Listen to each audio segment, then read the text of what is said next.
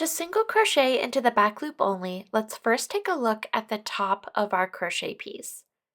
If you look at the top of your work, the top row of stitches resembles a braid, and the tops of each individual stitch has 2 loops. There's one loop that will be closest to you, and that's the front loop, and there's one loop that's further from you, which is the back loop.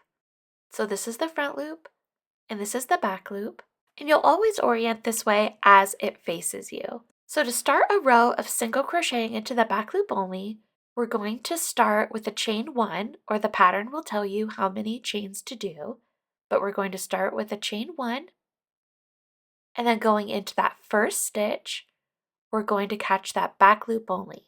So insert your hook into the back loop only of that first stitch, draw up a loop, yarn over, and pull through 2 loops. You've just made a single crochet into the back loop only. Let's try that again. Insert your hook into the back loop only of the next stitch, draw up a loop, yarn over, and pull through both loops on your hook.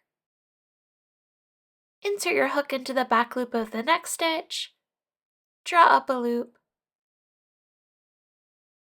yarn over, and pull through both loops. The more you do it, the more fluid this will get, and you'll just repeat this process for however many times the pattern tells you to single crochet into the back loop only.